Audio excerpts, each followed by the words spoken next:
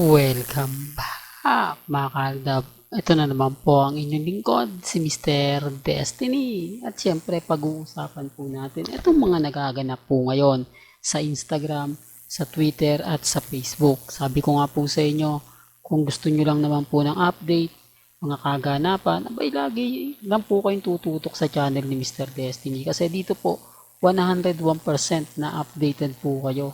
Ano man po yung mga nababasa ninyo, napapanood, napapakinggan, sa Instagram man yan, sa Twitter, sa Facebook, abay pupunta lang po kayo sa channel ni Mr. Destiny at magiging updated na po kayo. Una sa lahat, pag-usapan natin ang mga nagiging komento po sa akin.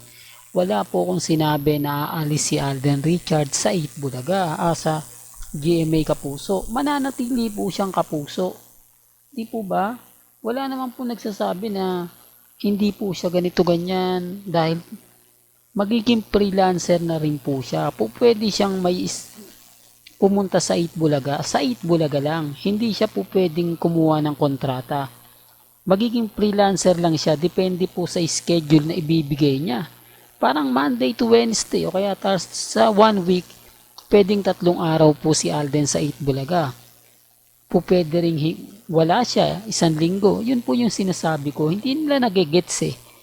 Di po ba? Sinasabi kasi nila na kumbaga imposible daw pong pumunta maging part daw po si Alden ng Itbulaga.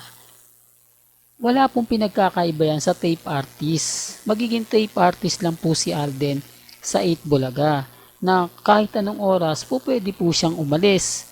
Pwede siyang mawala. Yun po yung pinupunto ko. Hindi nila masyado naiintindihan na porket sinabi ko na babalik si Alden sa 8 Bulaga, mawawala na po siya sa GMA Kapuso. Forever siyang Kapuso. Mananatili siya. Yun po yung hindi siya pipirma ng kontrata sa TV5. Hindi siya pipirma ng kontrata sa GMA Network o sa 8 Bulaga. Magiging ano lang po siya, parang guesting lang po siya. Na habang tumatagal, syempre doon na rin po ang punta nun. Magiging regular na rin po siya. Ibig kong sabihin, hindi naman po siya totally aalis sa 8 Bulaga. Nagets ninyo na po mga kaaldab yung sinasabi natin na binabasag nila tayo. Wala daw katotohanan. Okay lang naman po yun. At least alam po natin yung katotohanan. Alam po natin ang kumbaga ang masaya. Gaya po nito yung post ni Alden Richards. Hindi po ba sumasalaming ito sa isang napakagandang mensahe? Sumasalaming ito sa may gustong ipahiwatig ang isang Alden Richards? Di po ba? Titignan nyo mga kaaldab.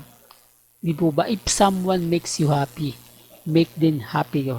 Ito, common sense na lang po sa mga taong nagre-react, sa mga taong nagko-komento, sa mga taong kumbaga nagsasabi ng ganito, nagsasabi ng ganyan.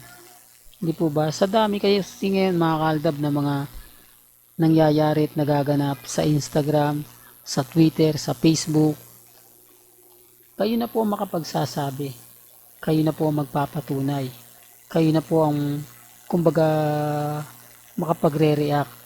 Kasi sa totoo lang po mga kaaldab, ako naman po basta't may nakita tayong update, may nakita tayong post, tinututukan po natin yan eh. Tinitignan natin at kumbaga hinahanapan natin ng mga kaganapan.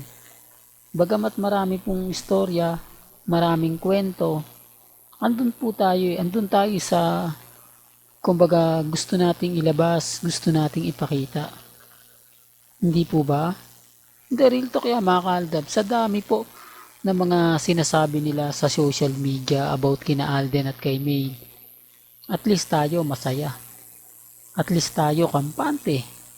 At least tayo matatag. Di po ba? Yun naman po yung maganda ron eh. Yun naman po yung kumbaga kinatutuwa at siyempre kinasasaya ng Aldab Nation. Lalo na po ngayon na nararamdaman mo ang presensya ni na Alden Richards at ni Maine Polkerson. Di po ba? Hindi, real talk yan mga kaaldab. Kaya nga sabi ko sa inyo, ako, kumbaga hindi naman po tayo basta-basta nagpapaapekto o hindi tayo basta-basta nagpapatalo. Basta kung ano po yung sinasabi nila, anong pahayag nila, doon lang naman po tayo. Di po ba? Kaya ang sabi ko sa inyo mga kaaldab, ang dami pong update, ang daming ganap patungkol po kay Mengay at kay Alden Richards. Kahit po bali-balik rin natin ang sitwasyon, kahit ano po yung sabihin nila, kahit ano po yung ipahayag nila, depende na lang po sa paniniwala nila yan. Gaya po ngayon, sino pang nga po ba ang pinag-uusapan? Siyempre si Alden Richards, yung napakagandang post niya.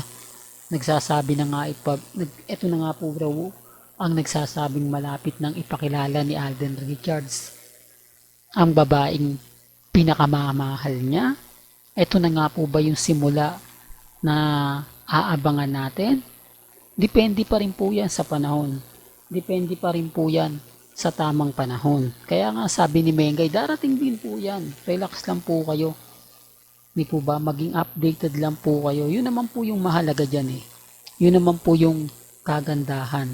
Dahil kahit napakarami pong kumakalat na ganito ganyan, kumakalat na mga ebidensya at resibo, sinasabi ng iilan, lalo na po yung mga kritiko ni Mr. Destiny, basag sila. Di po ba? Hindi, real talk. Gaya nga po kanina, napanood nyo po ba yung paggiling ni Mengay? Lalo po silang nadudurog. Lalo po silang naiinsulto. Lalo na po yung mga komento, sinasabi nilang, ano, ganto ganyan, etc. etc. Basag sila mga kaaldab eh. Real talk, basag sila. Papaano nga naman magiging buntis ang isang tao kung gumiling ikala mo walang katapusan? Yung binibigay niya talaga, yung pinaka-best niya. No, the real talk mga kaaldab. Kaya nga sabi ko sa inyo sa ginagawa nila Paulo at ni Mengay, lalong nagiging matatag ang fandom. Lalong nananatili tayong matatag dahil kumakampi sa atin ang panahon. Umaayon pa rin po sa atin ang sitwasyon na yung mga issue nawawala pa unti-unti. Gaya po ng cut din. Pasensya na po kayo, baka nabanggit ko na naman. Tahimik sila, nababasag sila eh. Wala sila maipakitang ganito ganyan, etc. etc. Sa bulaklak na tatlo, may simbolo eh. Di po ba?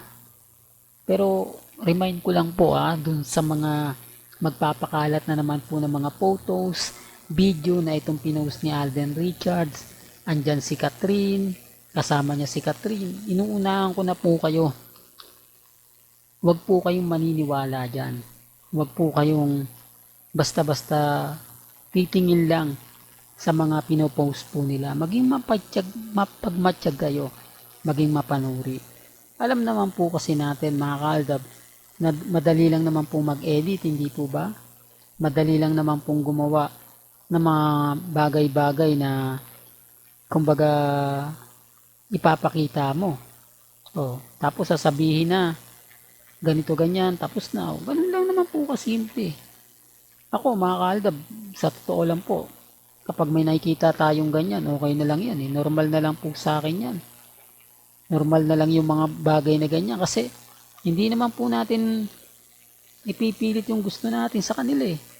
Kasi apektado sila, inis sila, galit na galit pa sila. Kung ikukumpara nyo mga kaaldab yung mga pahayag at sinasabi ng iilan, lalo na po yung kritiko ni Mr. Destiny, doon pala mapapaisip na kayo eh. Doon pala masasabi nyo na hindi ganito, ganyan Mr. Destiny, walang katotohanan yung mga sinasabi nila, fake news lang sila diba? At least ako mga kaaldab naandito kampante at matatag, hindi basta-basta natitinag at never po akong magpapatalo. Real talk yan mga kaaldab. Well, hanggang dito na lang po ang ating latest updates. Kaya kung gusto nyo pa po ng pinaka-latest at sariwang update, abay tumutok lang po kayo dito po sa channel ni Mr. Destiny para updated po kayo sa mga bago at sa mga latest na i-upload po natin maya-maya lang. Kaya kung bago ka lang sa channel na to at isa kang true-blooded Aldab Nation na nagmamahal kina Mengay at Tisoy, tama po ang channel na pinuntahan mo, kaya consider na po kitang bagong subscriber. At huwag mong kalimutang i-share ang mga video po natin sa mga mami, sa mga titas, at sa mga senyo. Hanggang sa muli, salamat po sa panonood at pakikinig.